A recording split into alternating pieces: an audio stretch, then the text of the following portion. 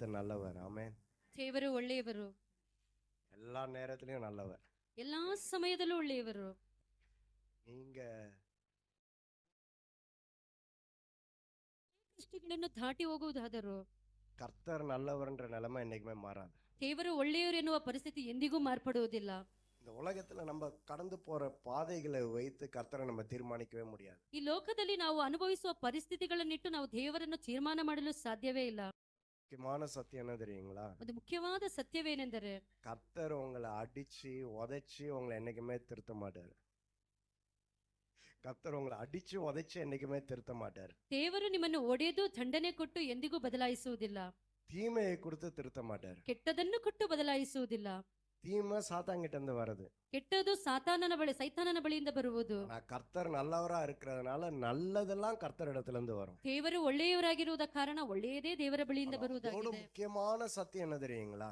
ಮುಖ್ಯವಾದ ಸತ್ಯವೇನೆಂದರೆ சாத்தான் கொண்டு வர தீமையெல்லாம் நமக்கு நன்மையா மாற்றிடுவார். ಸೈತಾನ್ ಕೊಡುವ ಎಲ್ಲಾ ಕೆಟ್ಟ ಕಾರ್ಯಗಳನ್ನು ದೇವರು ನಮಗೆ ಒಳ್ಳೆ ಕಾರ್ಯವಾಗಿ ಬದಲಾಯಿಸುವಾಗಿದ್ದಾರೆ. கடினமான பாதையை கடந்து போகும் பொழுதுதான் ಒಂದು ಕಠಿಣವಾದ ದಾರಿಯನ್ನು ದಾಟಿ ಹೋಗುವಾಗ கர்த்தர் நம்மளை பலப்படுத்துவார்.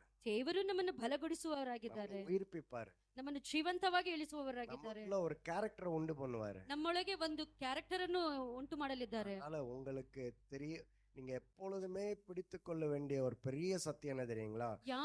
ಯಾವಾಗಲೂ ನೀವು ಹಿಡಿದುಕೊಳ್ಳುವ ಒಂದು ದೊಡ್ಡ ಸತ್ಯವೇನೆಂದರೆ God is good. ದೇವರು ತುಂಬಾ ಒಳ್ಳೆಯವರು. பக்கத்துல பார்த்து சொல்லுங்க. ಪಕ್ಕದಲ್ಲಿ ನೋಡಿ ಹೇಳಿ,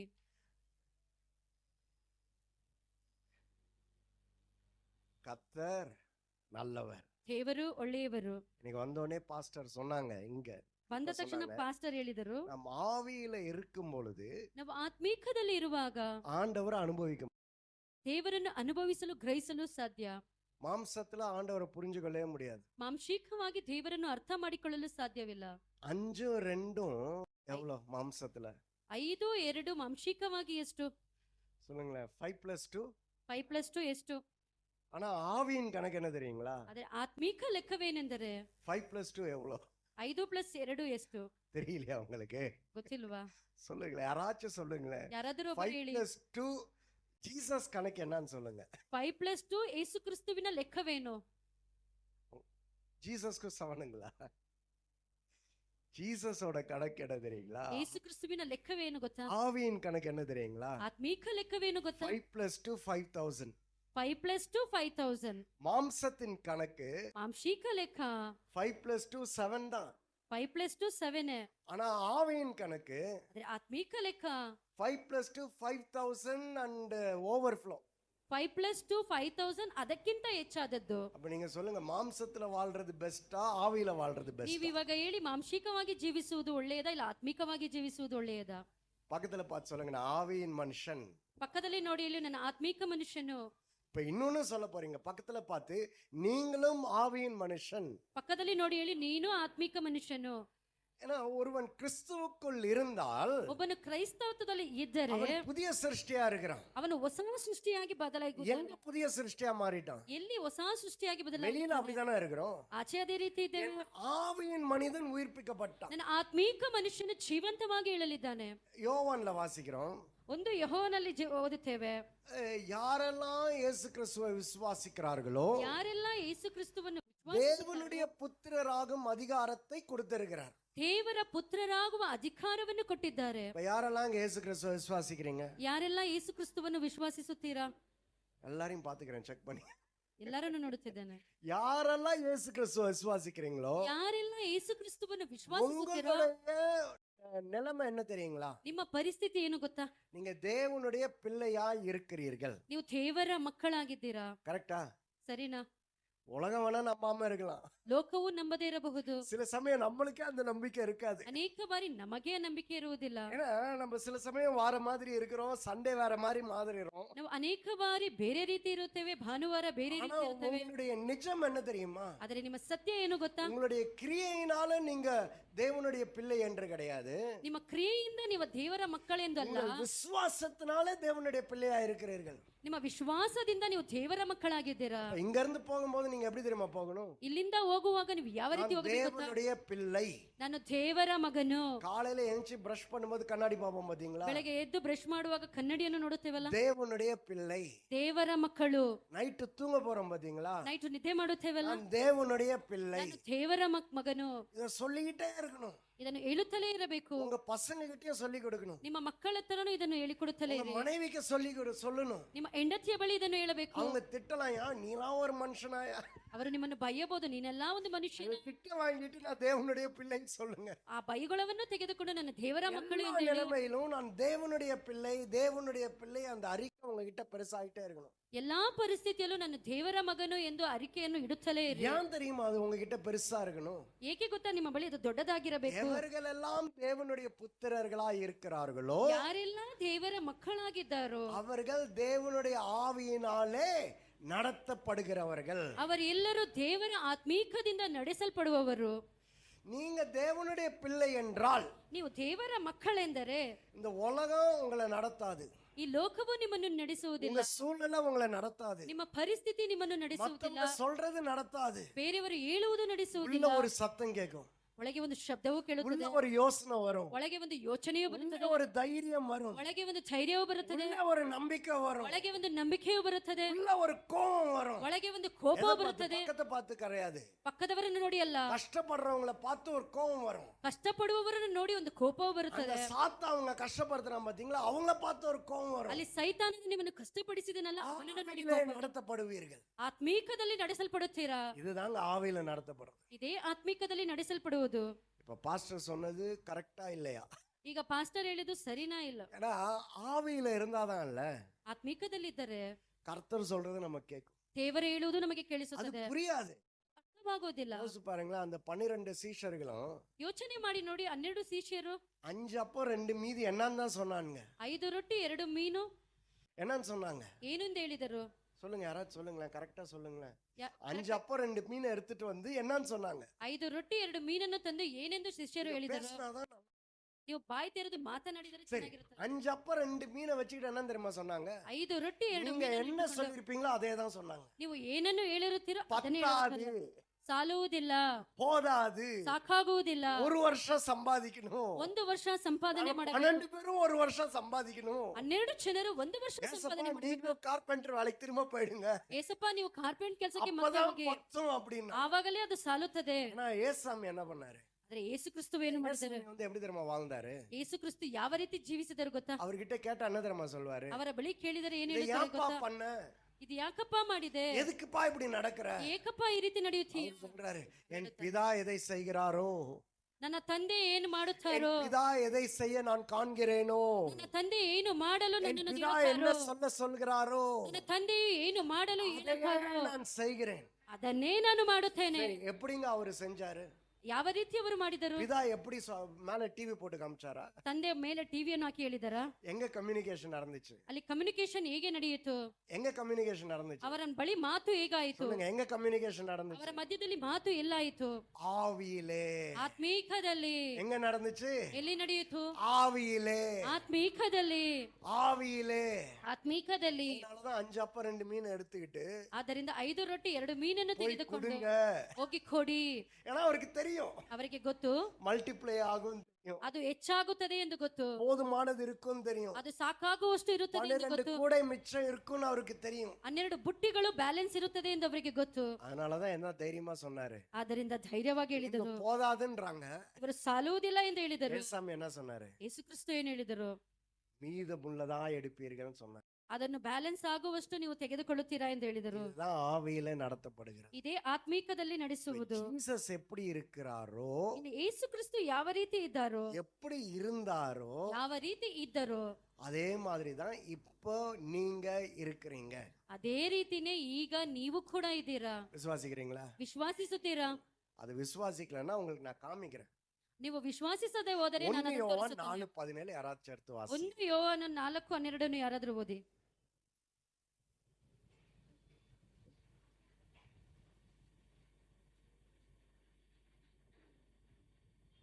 1 ಯೋಹಾನ 4:12. நானே சொல்லிடவா?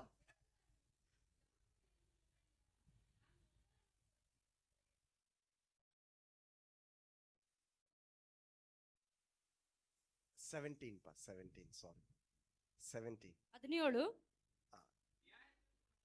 ಆ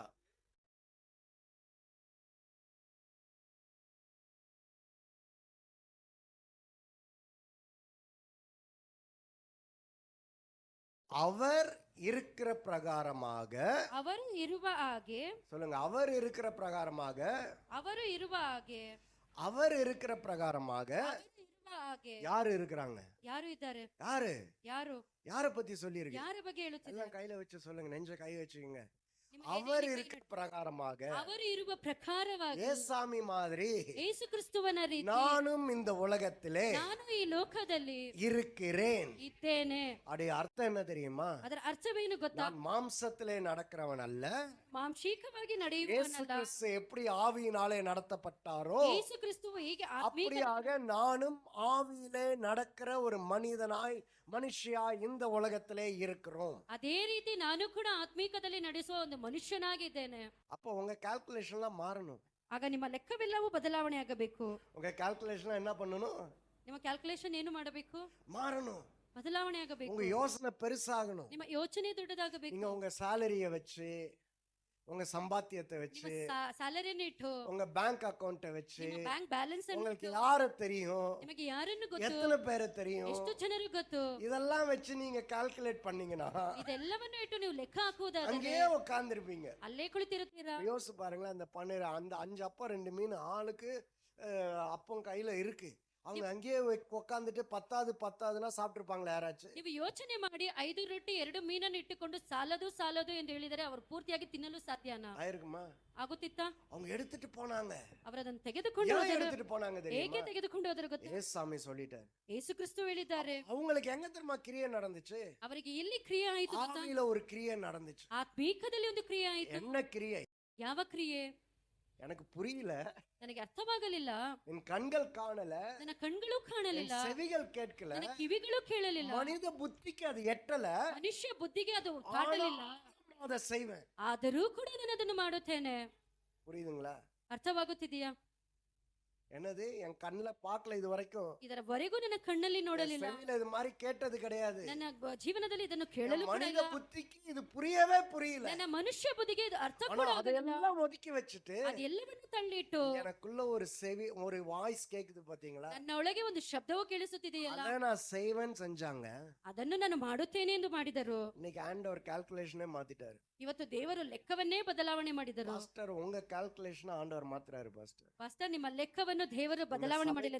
கால்குலேஷன் ஆண்டவர் மாத்துறாரு. ಈ ಸಭೆಯ ಲೆಕ್ಕವನ್ನು ದೇವರು ಬದಲಾಯಿಸಲಿದ್ದಾರೆ. எண்ணிக்கையை கர்த்தர் மாத்துறாரு. ನಿಮ್ಮ ಸಂಖ್ಯೆಯನ್ನು ದೇವರು ಬದಲಾಯಿಸಲಿದ್ದಾರೆ. boundaries-அ கர்த்தர் மாத்துறாரு. ನಿಮ್ಮ ಗಡಿ ಭಾಗವನ್ನು ದೇವರು ಬದಲಾಯಿಸಲಿದ್ದಾರೆ. உங்களுக்கு ஒரு பெரிய விசாலத்தை கொடுக்கிறாரு. ದೇವರು ನಿಮಗೆ ವಿಶಾಲವನ್ನು ஒரு ಕೊಡಲಿದ್ದಾರೆ. பெரிய growth.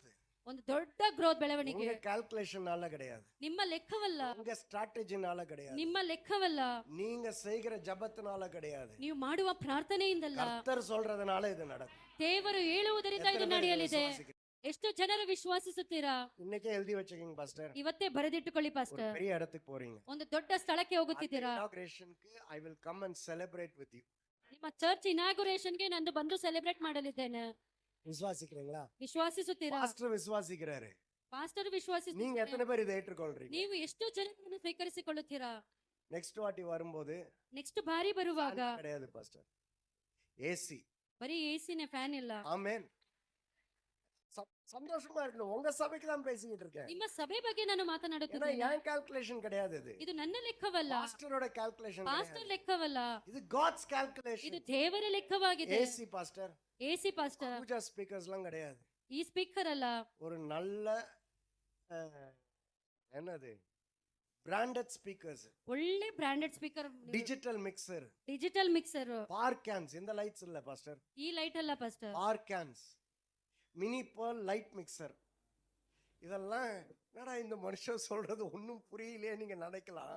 ಈ ವ್ಯಕ್ತಿಯು ಹೇಳುತ್ತಿರುವುದು ಏನು ஆனா ಅರ್ಥವಾಗುತ್ತಿಲ್ಲ இது ನಾನು நடக்கும் ಹೇಳಬಹುದು. போது உங்களுக்கு தெரியும். ಇದು ನಡೆಯುವಾಗ ನಿಮಗೆ ಅರ್ಥವಾಗುತ್ತದೆ.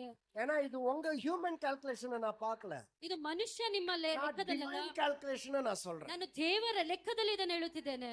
ஆவியிலே நடத்தப்படுகிறது. ಆತ್ಮೀಕದಲ್ಲಿ ನಡೆಸಲ್ಪಡುತ್ತೀರಾ? இன்னைக்கு நீங்க ஆவியில நடத்தப்படுங்கன்னு நான் சொல்லல. ಇವತ್ತು ಆತ್ಮೀಕದಲ್ಲಿ நீங்க ನೀವು ನಡೆಯಿರಿ ಅಂತ ஆவியின் ಹೇಳಿಲ್ಲ. மனிதர்களா இருக்கிறீர்கள் என்று சொல்லதான் நான் வந்திருக்கேன். ನೀವು ಆತ್ಮೀಕ ಮನುಷ್ಯರಾಗಿ ಇದ್ದೀರಾ ಎಂದು ಹೇಳುತ್ತಿದ್ದೇನೆ. ஏன்னா ஒருத்தன் ஆவியின் மனிதனா இருக்கிறான் என்ற அறிவு வந்துருச்சுன்னா ಒಂದು ಆತ್ಮೀಕ ಮನುಷ್ಯನಾಗಿ ಇದ್ದಾರೆ ಎಂದು ಜ್ಞಾನ ಉಂಟಾದರೆ அதுலதான் நடப்பான்.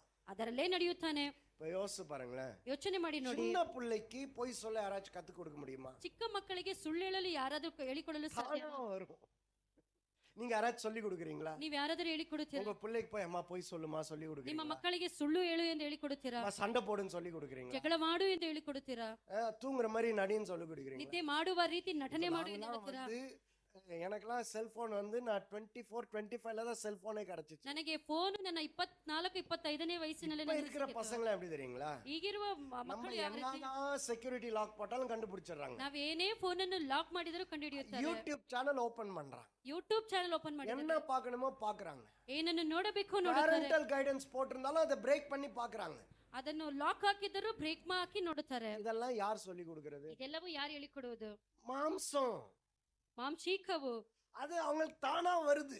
ಅದು ಅವರಿಗೆ ತಾನಾಗಿ ಬರುತ್ತಿದೆ. அதனாலதான் நீங்க மனிதர்களா இருக்கிறீர்கள் என்று உங்களுக்கு சொல்லி கொடுக்கிறேன். ಅದಕ್ಕೆ ನೀವು ಆತ್ಮೀಕ ಮನುಷ್ಯರಾಗಿ ಇದ್ದೀರಾ ಎಂದು சூப்பர் ಹೇಳಿಕೊಡುತ್ತಾನೆ. நேச்சுரல் உங்களுக்கு தானா வரும். ಆಗ ದೇವರ ಆತ್ಮೀಕವು ನಿಮಗೆ ಕಾಣಲ್ಪಡುತ್ತದೆ. ஆவியின் மனிதனுடைய நிலைமை என்ன தெரியுங்களா? ಆತ್ಮೀಕ ಮನುಷ್ಯನ ಪರಿಸ್ಥಿತಿ அவனுக்கு ಏನು ಗೊತ್ತಾ? நேச்சுரல் லைஃபே தெரியாது. ಅವನಿಗೆ ನ್ಯಾಚುರಲ್ ಲೈಫೇ ಗೊತ್ತಿಲ್ಲ. நேச்சுரலாவே இருக்க தெரியாது. ಅವನಿಗೆ ಸ್ವಾಭಾವಿಕವಾಗಿ ಇರುವುದಕ್ಕೆ ಗೊತ್ತಿಲ್ಲ. ஜீசஸ் என்னைக்காச்சும் நேச்சுரலா இருந்தாரா? ಯೇಸು ಕ್ರಿಸ್ತವು ನ್ಯಾಚುರಲ್ ಆಗಿದ್ದಾರಾ?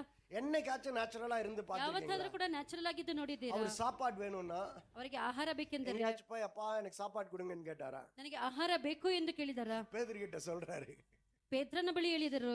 பேதுருகிட்ட கேக்குறாரு, சாப்பாடு ஏதாச்சும் கொடுப்பா, மீன் கொடுப்பா அப்படின்றாரு. ಪೇತ್ರನ ಬಳಿ ತಿನ್ನಲು ಏನಾದರೂ ಕೊಡು ಎಂದು ಕೇಳಿದರು. ஒரே ரா முழுவதும் மீன் பிடிச்சா ஒண்ணும் கிடைக்கல, ದೇವರೇ ರಾತ್ರಿ ಪೂರ್ತಿಯಾಗಿ ಮೀನು ಹಿಡಿದೆ, ಏನೂ ಸಿಗಲಿಲ್ಲ. வலைய போடுன்றாரு. ಬಲೆಯನ್ನು ಹಾಕು. எத்தனை மீன் வந்துச்சு? ಎಷ್ಟು ಮೀನುಗಳು ಬಂದಿತ್ತು? 153 மீன் வந்துச்சா? 153 ಮೀನುಗಳು ಬಂದಿತ್ತು. ஆனா அத கூட அவர் கேட்கல. ಅದನ್ನು ಕೂಡ ಅವರು ಕೇಳಲಿಲ್ಲ. அவன் கரைக்கு வந்தா ஏற்கனவே அவங்க மீனை சுட்டு ரெடியா வச்சிருக்காரு. ಅವನ ದಡಕ್ಕೆ ಬಂದರೆ ಆ ಮೀನನ್ನು ಸುಟ್ಟು ರೆಡಿಯಾಗಿಟ್ಟಿದ್ದಾರೆ. டாக்ஸ் கட்டுறதுக்கு ತೆರಿಗೆಯನ್ನು ಕಟ್ಟಲು ಸೇವಿಂಗ್ಸ್ பண்ணல. ಅದನ್ನು ಏನು ಆದಾಯವು ಸೇವ್ ಮಾಡಲಿಲ್ಲ. சொல்றாரு போய் வலைய போடுன்றாரு. ಪೇತ್ರನ ಬಳಿ ಹೇಳುತ್ತಾರೆ, ಬಲೆಯನ್ನು அந்த ಹಾಕು. ஒரு மீன் கிடைக்கும். ಅಲ್ಲಿ ಒಂದು ಮೀನು ಸಿಗುತ್ತದೆ. அந்த மீனோட வாயை திறந்துனா வெள்ளி காசு இருக்கும். ಆ ಮೀನಿನ ಬಾಯಿ ತೆರೆದರೆ ಬೆಳ್ಳಿಯ அந்த ಕಾಸು வெள்ளி ಇರುತ್ತದೆ. காசு எடுத்துட்டு போய் டாக்ஸ் கட்டுன்றாரு. ಬೆಳ್ಳಿ ನಾಣ್ಯವನ್ನು ತೆಗೆದು ಟ್ಯಾಕ್ಸ್ ಅನ್ನು ಕಟ್ಟು ಎಂದು ಹೇಳಿದರು. திராட்சை ரசம் காலி ஆயிருச்சுன்றாங்க. ದ್ರಾಕ್ಷಾರಸವು ಖಾಲಿಯಾಯಿತು. சரிப்பா பக்கத்துல ஏதாச்சும் மதுலோக்கா இருக்கான்னு பாருன்னு கேட்கல.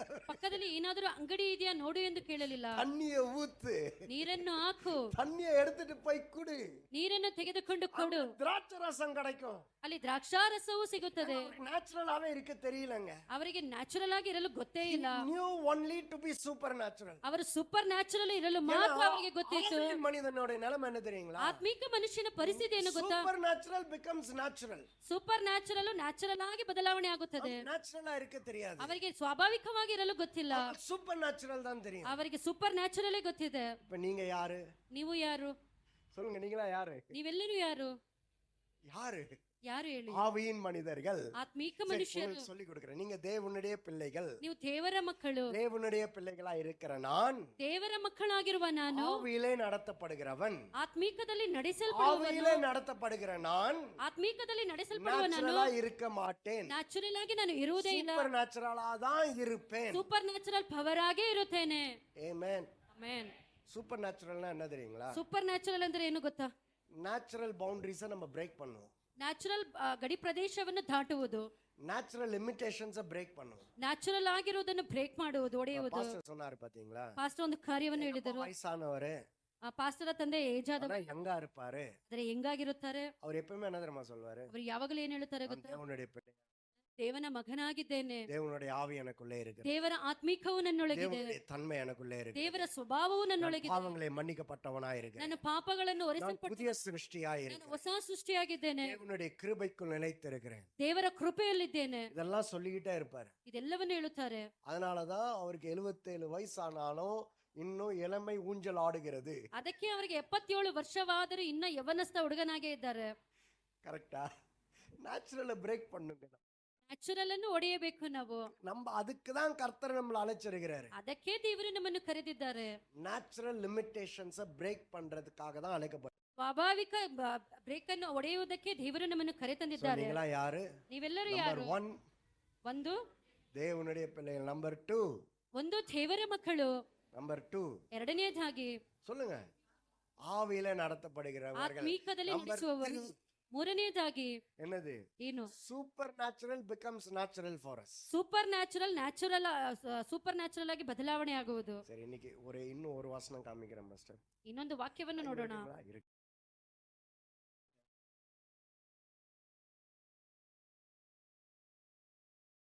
ಅಧ್ಯಾಯ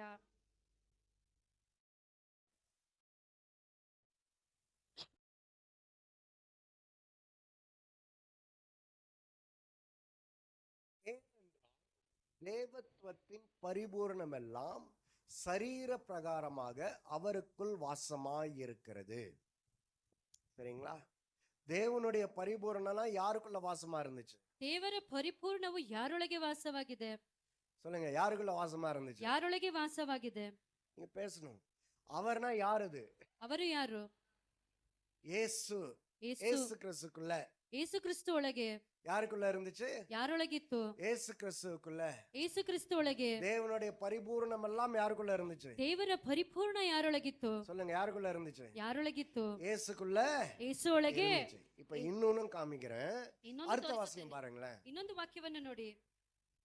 மேலும் சகல துரைத்தனங்களும் அதிகாரத்துக்கும் தலைவராய் இருக்கிற அவருக்குள் நீங்கள் எப்படி இருக்கிறீங்க? நீங்க பரிபூர்ணம் உள்ளவர்களா இருக்கிறீங்க. ನೀವು ಪರಿಪೂರ್ಣ ಉಳ್ಳವರಾಗಿದ್ದೀರಾ? நீங்க யாருக்குள்ள பரிபூர்ணம் உள்ளவர்களா இருக்கிறீங்க? ನೀವು ಯಾರೊಳಗೆ ಪರಿಪೂರ್ಣವಾಗಿದ್ದೀರಾ? அந்த பரிபூர்ணம்னா என்ன தெரியும்? ಪರಿಪೂರ್ಣವೆಂದರೆ ಏನು ಗೊತ್ತಾ? இது இங்கிலீஷ்ல அழகா இருக்கு. ಆಂಗ್ಲ ಭಾಷೆಯಲ್ಲಿ ಚೆನ್ನಾಗಿದೆ. ஆண்டவருடைய சகலமும் கிறிஸ்துவுக்குள்ள இருந்துச்சாம். ದೇವರ ಸಕಲವೂ ದೇವರೊಳಗಿತ್ತು. இந்த ஆண்டவர் யாரு? ದೇವರು ಯಾರು? எல்லாவற்றையும் சிருஷ்டித்தவர். ಎಲ್ಲವನ್ನೂ ಸೃಷ್ಟಿ ಮಾಡಿದವರು. ஒன்றுமில்லாதவைகளிலிருந்து சகலவற்றையும் சிருஷ்டித்தவர். ಏನೂ ಇಲ್ಲದದ್ದರಿಂದ ಸಕಲವನ್ನು ಸೃಷ್ಟಿ ಮಾಡಿದವರು. சரி, சிருஷ்டிக்கும் போது ஏதாச்சும் இருந்துச்சா? ಅವರು ಸೃಷ್ಟಿಸುವಾಗ ಏನಾದರೂ ಇತ್ತ? ஆதியிலே யாரு இருந்தது? ಆತ್ಮೀಕದಲ್ಲಿ ಯಾರು? தேவன் தான் இருந்தாரு. ದೇವರೇ ಇದ್ದಿದ್ದು. யாரும் கிடையாது. ಯಾರೂ ಇಲ್ಲ. எதுவுமே கிடையாது. ಏನೂ ಇಲ್ಲ. வானம் பூமி ஒண்ணுமே கிடையாது. ಆಕಾಶ ಭೂಮಿ ಏನೂ ಇಲ್ಲ. வெளிச்சம் ஒண்ணுமே இல்ல. ಬೆಳಕು ಕತ್ತಲೆ ಏನೂ ಇಲ್ಲ. ஒண்ணுமே இல்லாத இருக்கும் பொழுது ಏನೂ ಇಲ್ಲದೆ ಇರುವಾಗ ஆண்டவர் என்ன பண்ணாரா? ದೇವರು ಏನು ಮಾಡಿದರು? சிருஷ்டித்தார். ಸೃಷ್ಟಿಸಿದರು. அதான் ஆண்டவர். ಅದೇ ದೇವರು. அப்ப எல்லாவற்றையும் சிருஷ்டித்தவர் எங்க இருந்து சிருஷ்டித்தாரு? ಎಲ್ಲವನ್ನೂ ಸೃಷ್ಟಿ ಮಾಡಿದವರು ಎಲ್ಲಿಂದ ಸೃಷ್ಟಿ ಮಾಡಿದರು? இருந்ததை கொண்டு வந்தாரு. ಅವರೊಳಗಿಂದ ತಂದರು. அந்த தேவன் என்ன பண்றாரு? ಆ ದೇವರು ಏನು ಮಾಡಿದರು? ಯೇಸು ಕ್ರಿಸ್ತು ಒಳಗೆ சகல பரிபூரணத்தையும் வைத்தார். ಸಕಲ ಪರಿಪೂರ್ಣವನ್ನು ಇಟ್ಟರು. இப்ப நம்மள என்ன பண்ணிருக்காரு? ಏನು ಮಾಡಿದ್ದಾರೆ? இயேசு கிறிஸ்துவுக்குள்ள ಯೇಸು ಕ್ರಿಸ್ತು ಒಳಗೆ தேவனுடைய சகலமும் எனக்குள்ள இருக்கு. ದೇವರ ಸಕಲವೂ ನನ್ನೊಳಗಿದೆ. எத்தனை பேர் இது விசுவாசிக்கிறீங்க? ಎಷ್ಟು ಜನರು ವಿಶ್ವಾಸಿಸುತ್ತೀರಾ? ஒரு நாள் இது எங்க சபையில பேசணும். ನಾನು ಒಂದು ದಿನ ಇದನ್ನು ನನ್ನ ಸಭೆಯಲ್ಲಿ You have the fullness of God in. ನೀವು ದೇವರ ಸಕಲವನ್ನು ಹೊಂದಿದ್ದೀರಾ? நிறைய பேருக்கு சந்தோஷமா இருந்துச்சு. ಅನೇಕರಿಗೆ ಸಂತೋಷವಾಗಿತ್ತು. ஆனா ஒருத்தர் ஃபோன் பண்ணாரு. ಒಬ್ಬರು ನನಗೆ ಕರೆ ಮಾಡಿ, எப்படி நீங்க இத சொல்லலாம்? ಹೇಗೆ ಇದನ್ನು ನೀವು ಹೇಳಬಹುದು? நானா சொன்னேன்? ನಾನಾ ಹೇಳಿದೆ? பவுலுக்கு ஆவியானவர் வெளிப்படுத்தினார். ಪೌಲನಿಗೆ ಪರಿಶುದ್ಧ ಆತ್ಮನು ಪ್ರಕಟಿಸಿದರು. ஆவியானவர் வெளிப்படுத்தினத பவுல் எழுதினாரு. ಪರಿಶುದ್ಧ ಆತ್ಮನು ಪ್ರಕಟಿಸಿದ್ದು ಪೌಲನು ಬರೆದರು. அத நான் சொல்றேன். ಅದನ್ನು ನಾನು ಹೇಳಿದೆ. என்ன கேள்வி கேட்டாரு? ಇವರು ನನ್ನನ್ನು ಪ್ರಶ್ನೆ ಕೇಳಿದರು. யாரும் என்ன கேள்வி கேட்காதீங்க. ಯಾರು ನನ್ನನ್ನು ಪ್ರಶ್ನೆ ಕೇಳಬೇಡಿ. நம்புங்க. ಇದನ್ನು ವಿಶ್ವಾಸಿಸಿ. உங்களுக்குள்ள என்ன இருக்கு? ನಿಮ್ಮೊಳಗೆ ಏನಿದೆ? தேவனுடைய சகல ஆற்றலும், ದೇವರ ಸಕಲ ಕಾರ್ಯ, சகல வல்லமையும், ಸಕಲ ಶಕ್ತವು, எல்லா ஞானமும், ಎಲ್ಲಾ ಜ್ಞಾನಗಳು, எல்லா அறிவும், ಎಲ್ಲಾ ಬುದ್ಧಿಗಳು, எல்லா புத்தியும் ಎಲ್ಲಾ ಬುದ್ಧಿಗಳು உங்களுக்குள்ள இருக்கிறது. ನಿಮ್ಮೊಳಗೆ ಇದೆ. யார் மூலமா இருந்துச்சு? ಯಾರ ಮೂಲಕ? இயேசு கிறிஸ்துவின் மூலமா உங்களுக்கு வந்துச்சு. ಯೇಸು ಕ್ರಿಸ್ತುವಿನ ಮೂಲಕ ನಿಮಗೆ ಬಂದಿದೆ. இன்னொன்னு சொல்லவா? ಇನ್ನೊಂದು ಹೇಳಲ್ಲ? இதுதான் தேவனுடைய ஒரிஜினல் பிளான். ಇದೇ ದೇವರ ನಿಜವಾದ ಪ್ಲಾನ್ ಆಗಿದೆ. ದೇವರು ಬಂದು வானத்தையும் பூமியும் சிருஷ்டித்தாரு. ಆಕಾಶ ಭೂಮಿಯನ್ನು ಸೃಷ್ಟಿಸಿದರು. சகல நிறைவுகளையும் சிருஷ்டித்தாரு. ಸಕಲ ಎಲ್ಲವನ್ನು ಸೃಷ್ಟಿಸಿದರು. ஆளுகை செய்ய ಅದನ್ನು ಆಳ್ವಿಕೆ ಮಾಡಲು ஒரு பிளான் பண்ணாரு. ಯುಕ್ತಿಯನ್ನು ಮಾಡಿದರು. என்ன பிளான் பண்ணாரு? ಯಾವ ರೀತಿ ಪ್ಲಾನ್ ಮಾಡಿದರು? நாம் யாரை சிருஷ்டிப்போம்? ಯಾರನ್ನು ಸೃಷ್ಟಿಸೋಣ? நம்மளுடைய சாயலிலும் ನನ್ನ ರೂಪವು நம்மளுடைய ரூபத்திலும் ನನ್ನ ರೂಪದಲ್ಲೂ மனிதனை சிருஷ்டிப்போம். ಮನುಷ್ಯನನ್ನು ಸೃಷ್ಟಿಸೋಣ. ஆண்டவர் மனிதனை சிருஷ்டிக்கும் பொழுது ದೇವರು ಮನುಷ್ಯನನ್ನು ஆண்டவருடைய ಸೃಷ್ಟಿಸುವಾಗ பிளான் என்ன தெரியுமா? ದೇವರ ಪ್ಲಾನ್ ಏನು ಗೊತ್ತಾ? அவரை போல மனிதன் இருக்கணும் தான் விரும்பினார். ಅವರ ರೀತಿ ಮನುಷ್ಯನು ಇರಬೇಕು ಅಂದುಕೊಂಡರು. ಕರೆಕ್ಟಾ? ಸರಿನಾ?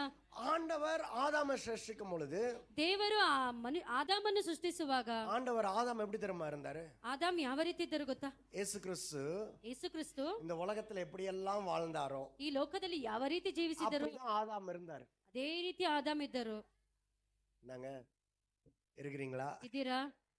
விசுவாசிக்கிறீங்களா? ವಿಶ್ವಾಸಿಸುತ್ತೀರಾ? இயேசு கிறிஸ்து இந்த உலகத்துல எப்படி இருந்தாரோ ಯೇಸು ಕ್ರಿಸ್ತು ಈ ಲೋಕದಲ್ಲಿ ಯಾವ ರೀತಿ ಇದ್ದರು ஆதாம் இந்த உலகத்துல வீழ்ச்சிக்கு முன்னாடி அப்படிதான் இருந்தாரு. ಆದಾಮನು ಕೆಳಗೆ ಬೀಳುವುದಕ್ಕೆ ಮುಂಚಿತವಾಗಿಯೂ ಅದೇ ರೀತಿ ಇದ್ದರು. ஆதாம் தண்ணில மூழ்கி போல ಆದಾಮನು ನೀರಿನಲ್ಲಿ ಮುಳುಗಲಿಲ್ಲ, தண்ணியின் மேல நடந்தாரு. ನೀರಿನ ಮೇಲೆ ನಡೆದನು. ஆதாமுக்கு கிரேப் ஜூஸ் வேணும்னா ಆದಾಮನಿಗೆ ದ್ರಾಕ್ಷಿ ರಸವು ಬೇಕೆಂದರೆ கிரேப்ஸ் கிட்டயும் போய் கேட்பாரு. ದ್ರಾಕ್ಷಿ ತೋಟದ ಬಳಿ ಹೋಗಿ ಕೇಳುತ್ತಿದ್ದರು. தண்ணிய பார்த்து சொல்லுவாரு. ನೀರನ್ನು ನೋಡಿ ಕೂಡ ಹೇಳುತ್ತಿದ್ದರು. மீன் இல்லையா? ಮೀನಿಲ್ಲವಾ? அந்த சைடுல போய் மீனை இங்க வா நான் பிடிக்கிறேன்னு பிடிச்சிட்டு எடுத்துட்டு ಆ வந்துருவாரு. ಸೈಡಿನಲ್ಲಿ ಮೀನೇ ಇಲ್ಲಿ ಬಾ ಎಂದು ಹೇಳಿದರೆ ಅದು ಬಂದು ಹಿಡಿದುಕೊಂಡು ಹೋಗುತ್ತಿದ್ದರು. இப்படிதான் ஆதாம் வீழ்ச்சிக்கு முன்னாடி இருந்தாரு. ಇವಾಗಲೇ ಆದಾಮನು ಪಾಪಕ್ಕೆ ಮುಂಚಿತವಾಗಿದ್ದನು. ஏன் ஆதாம் அப்படி இருந்தாரு தெரியுங்களா? ಏಕೆ ಆದಾಮನು ಆ ರೀತಿ ಇದ್ದನು ಗೊತ್ತಾ? தேவனுடைய சகல பரிபூரணமும் ஆதாமுக்குள்ள இருந்துச்சு. ದೇವರ ಸಕಲ ಪರಿಪೂರ್ಣವು ಆದಾಮನ ಬಳಿ ಇತ್ತು. ஆனா என்றைக்கு பாவம் செய்தானோ ಯಾವತ್ತು ಪಾಪವನ್ನು ಮಾಡಿದನೋ அந்த நிலைமையில இருந்து அவன் வீழ்ந்து போனான். ಆ ಪರಿಸ್ಥಿತಿಯಿಂದ ಕೆಳಗೆ ಬಿದ್ದನು. அவனால ஆளுகை செய்ய முடியல. ಅವನಿಂದ ಆಳ್ವಿಕೆ ಮಾಡಲು அவன் ಸಾಧ್ಯವಿಲ್ಲ. ஆளுகை செய்யப்பட்டான். ಅವನ ಆಳ್ವಿಕೆ ಮಾಡಲ್ಪಟ್ಟನು. அவனால டொமினியன் பண்ண முடியல. ಅವನಿಂದ ಆಳ್ವಿಕೆ ಮಾಡಲು அவனால ಸಾಧ್ಯವಾಗಲಿಲ್ಲ. அதிகாரத்துல செயல்பட முடியல. ಅವನಿಂದ ಅಧಿಕಾರದಿಂದ ಕ್ರಿಯೆ ಮಾಡಲು ಸಾಧ್ಯವಾಗಲಿಲ್ಲ. அவன் அதிகாரப்படுத்தப்பட்டான். ಅವನು ಅಧಿಕಾರಕ್ಕೊಳಗಾದನು. அதுக்கு முன்னாடி எப்படி தெரியுமா இருந்தாரு? ಅದಕ್ಕೆ ಮುಂಚಿತವಾಗಿ ಯಾವ ರೀತಿ ಇತ್ತು ಗೊತ್ತಾ? செடியே வளருனா அங்க வளர்ந்துருக்கும். ಗಿಡವೇ ಬೆಳೆ ಎಂದು ಹೇಳಿದರೆ ಅದು ಬೆಳೆಯುತ್ತಿತ್ತು. ஆகாசமே திறந்து எனக்கு மன்னாவை கொடுனா அங்க வந்திருக்கும். ಆಕಾಶವೇ ತೆರೆದು ನನಗೆ ಮನ್ನವನ್ನು ಕೊಡು ಎಂದು ಹೇಳಿದರೆ ಕೊಡುತ್ತಿತ್ತು. எனக்கு இன்னைக்கு முயல் கறி வேணும்னா முயல் வந்து இந்தாங்க சாமி ನನಗೆ ಇವತ್ತು முயல் ಮೊಲದ கறி ரோஸ்ட் கிடைச்சிருக்கும். ನನಗೆ ಮೊಲದ ಮಾಂಸವು ಇವತ್ತು ಬೇಕೆಂದರೆ ಮೊಲವು ಬಂದು ಬರುತ್ತಿತ್ತು. ஆனா வீழ்ச்சிக்கு அப்புறம் ಆದರೆ ಅವನು ಕೆಳಗೆ ಬಿದ್ದ ನಂತರ காயின் மாதிரி போய் வேட்டையாடணும். ಕಾಯಿನ ರೀತಿ ಹೋಗಿ ಅವನು ಬೇಟೆ ಆಡಬೇಕಿತ್ತು. போய் தோண்டினாதான் அங்க கிணறுல இருந்து தண்ணி வரும். ಇವನ ಹಳ್ಳವನ್ನು ತೋಡಿದರೆ ಮಾತ್ರ ನೀರು ಬರುತ್ತಿತ್ತು. அவன் போய் தோட்டத்தை நட்டு வேர்வை சிந்தி வேலை செஞ்சாதான் அங்க எல்லாம் வரும். ಅವನು ತೋಟದಲ್ಲಿ ಹೋಗಿ ಸಸಿ ನಟ್ಟಿ ಎಲ್ಲಾ ಮಾಡಿದರೆ ಅವನಿಗೆ ಎಲ್ಲವೂ ಬರುತ್ತಿತ್ತು. இந்த கர்ஸ பிரேக் பண்ணதான் ஜீசஸ் வந்தார். ನಿಮ್ಮ ಪಾಪಗಳನ್ನು ಓರಿಸಲೇ ದೇವರು ಬಂದಿದ್ದಾರೆ. ஜீசஸ் எதுக்கு தெரியுமா அந்த உலகத்துல வந்தாரு? ಯೇಸು ಕ್ರಿಸ್ತು ಈ ಲೋಕಕ್ಕೆ ಏಕೆ ಬಂದರು ಗೊತ್ತಾ? ரட்சிப்புனா என்ன தெரியுங்களா? ರಕ್ಷಣೆ ಎಂದರೆ ಏನು ಗೊತ್ತಾ? என்னமோ உங்களை தூக்கி விடுறது மாத்திரம் கிடையாது. ನಿಮ್ಮನ್ನು ತೆಗೆದು ಬಿಡುವುದು ಮಾತ್ರವಲ್ಲ, பாவத்தை மன்னிக்கிறது மாத்திரம் கிடையாது. ಪಾಪವನ್ನು ಕ್ಷಮಿಸುವುದು ಮಾತ್ರವಲ್ಲ, establish you in the original position. ನಿಮ್ಮನ್ನು ಒರಿಜಿನಲ್ ಪೊಸಿಷನ್ ಗೆ ತಂದು ಇರಿಸುವುದಾಗಿದೆ. இந்த ஒரிஜினல் பொசிஷன் என்ன தெரியுங்களா? ಆ ಒರಿಜಿನಲ್ ನಿಮ್ಮ சகல பரிபூரணமும் எனக்குள்ளே. ಸಕಲ ಪರಿಪೂರ್ಣವಾಗಿ ನಡೆಸುವುದು ಆಗಿದೆ. சகல பரிபூரணமும் எனக்குள்ளே. ಸಕಲ ಪರಿಪೂರ್ಣವು ನನ್ನೊಳಗೆ. தேவனுடைய பிள்ளையாய் இருக்கிற நான், ದೇವರ ಮಕ್ಕಳಾಗಿರುವ ನಾನು, தேவனுடைய ஆவியினாலே நடத்தப்படுகிறவன், ದೇವರ ಆತ್ಮದಿಂದ ನಡೆಸಲ್ಪಡುವವನು, தேவனுடைய ஆவியினாலே நடத்தப்படுகிற நான், ದೇವರ ಆತ್ಮದಿಂದ ನಡೆಸಲ್ಪಡುವ ನಾನು, சூப்பர் நேச்சுரலா செய்வேன். ಸೂಪರ್ ನ್ಯಾಚುರಲ್ ಅನ್ನು ನ್ಯಾಚುರಲ್ ಆಗಿ ಮಾಡುತ್ತೇನೆ. தேவனுடைய சாயலில் இருக்கிற நான், ದೇವರ ರೂಪದಲ್ಲಿರುವ ನಾನು, தேவனுடைய பரிபூரணத்தை உடையவனாய் இருக்கிறேன். ದೇವರ ಪರಿಪೂರ್ಣವನ್ನು ಹೊಂದಿರುವವನಾಗಿರುತ್ತೇನೆ. எத்தனை பேர் இதை விசுவாசிக்கிறீங்க? ಎಷ್ಟು ಜನರು ವಿಶ್ವಾಸಿಸುತ್ತೀರಾ? தேவனுடைய பரிபூரணத்தை உடையவர்களா இருக்கிறீங்க. ದೇವರ ಪರಿಪೂರ್ಣ ಹೊಂದಿದವರಾಗಿ. நீங்க சாதாரணமா வாழ்க்கை எல்லாம் இனிமேட்டு வாழக்கூடாதுங்க. ನೀವು ಸಾಧಾರಣ ಜೀವನವನ್ನು ಜೀವಿಸಬಾರದು. நீங்க பிலோ பார் லைஃபே இனிமேட்டு வாழக்கூடாது. ನೀವು ಸಾಧಾರಣ ಜೀವನಕ್ಕಿಂತ ಕೆಳಗೆ ಜೀವಿಸಲೇಬಾರದು. அதனாலதான் ஜீசஸ் சொல்றாரு, ಅದರಿಂದ ಯೇಸು ಕ್ರಿಸ್ತು ಹೇಳುತ್ತಾರೆ, நீங்கெல்லாம் ஒரு நோயாளிக்கு எப்படி ஜெபிப்பீங்க? ನೀವೆಲ್ಲ ರೋಗಗ್ರಸ್ತರಿಗೆ ಯಾವ ರೀತಿ ಪ್ರಾರ್ಥನೆ ಮಾಡುತ್ತೀರಾ? யாராச்சும் ஒருத்தர் சொல்லுங்க. ಒಬ್ಬರು ಹೇಳಿ. சொல்லுங்க, யாராச்சும் ஒருத்தர் சிக்கா இருக்காரு, நீங்க எப்படி ஜெபம் பண்ணுவீங்க? ಒಬ್ಬರು ಬಲಹೀನತೆಯಲ್ಲಿ ಇದ್ದಾರೆ ಅಂದರೆ ಯಾವ ರೀತಿ ಪ್ರಾರ್ಥನೆ ಮಾಡುತ್ತೀರಾ? பாஸ்டர் ஒரு டெமான்ஸ்ட்ரேஷன் பண்ண சொல்லுங்க பாஸ்டர். ಯಾರಾದರೂ ಒಬ್ಬರು ಬಂದು சபையிலே பவர்ஃபுல்லான கூப்பிட்டு டெமான்ஸ்ட்ரேஷன் பண்ண சொல்லுங்க. எப்படி ஜெபிப்பாங்கன்னு ಯಾವ ರೀತಿ ಪ್ರಾರ್ಥನೆ ಮಾಡುತ್ತಾರೆ ನೋಡೋಣ. ಯಾರಾದರೂ ಒಬ್ಬರು ಬಂದು ಮಾಡಿ ನೋಡಿ. ஜெபம் பண்ணி காமிங்க. சரி வேணாம், ரொம்ப தொல்லை பண்ண வேணாம். நான் சொல்றேன். ஜீசஸ் எப்படி தெரியுமா ஜெபிக்க சொன்னாரு? ಯೇಸು ಕ್ರಿಸ್ತು ಯಾವ ರೀತಿ ಪ್ರಾರ್ಥನೆ ಮಾಡಲು ಹೇಳಿದರು ಗೊತ್ತಾ? நோயாளிகளின் மீது கரங்களை வைப்பீர்கள், ರೋಗಗ್ರಸ್ತವರ ಮೇಲೆ ನಿಮ್ಮ ಕರಗಳನ್ನು ಇಡುತ್ತೀರಿ, ಅವರು சுகமாவார்கள். ಅವರು ಸೌಖ್ಯ அந்த ಹೊಂದುತ್ತಾರೆ. நிலைமையில வச்சிருக்கிறாரு. ಆ ರೀತಿ நம்ம ಇಟ್ಟಿದ್ದಾರೆ. இன்னும் எப்படி தெரியுமா ஜெபம் பண்ணிக்கிட்டு இருக்கோம்? ನಾವು ಯಾವ ರೀತಿ ಪ್ರಾರ್ಥನೆ ಮಾಡ್ತೇವೆ ஒரு ಗೊತ್ತಾ? நோயாளிக்கு ஜெபம் பண்ண போகணும்னா ಒಂದು ರೋಗಗ್ರಸ್ತರಿಗೆ நம்ம ಪ್ರಾರ್ಥನೆ ಮಾಡಲು வீட்டுல ಹೋದರೆ 1/2 மணி நேரம் போராடுறோம். ஆண்டவரே நான் போய் ஜெபம் பண்றேன், ஆண்டவரே அங்க சுகமாகட்டும், ஆண்டவரே. பயம். ಮನೆಯಲ್ಲಿ ಅರ್ಧವರು ಹೋರಾಟ ಮಾಡುತ್ತೇವೆ, ನಾನು ಹೋಗುತ್ತೇನೆ, ಪ್ರಾರ್ಥನೆ ಮಾಡುತ್ತೇನೆ. சுகமாகலனா ಸೌಖ್ಯವಾಗದೆ ಹೋದರೆ, ஐயோ நான் ஒருவேளை என்னோட பாவத்தினால அவங்க சுகம் தடப்பட்டு போயிருச்சோ. ಒಂದು ವೇಳೆ ನನ್ನ ಪಾಪದಿಂದ ಅವರ ಸೌಖ್ಯವು ತಡೆಯಾಯಿತೋ.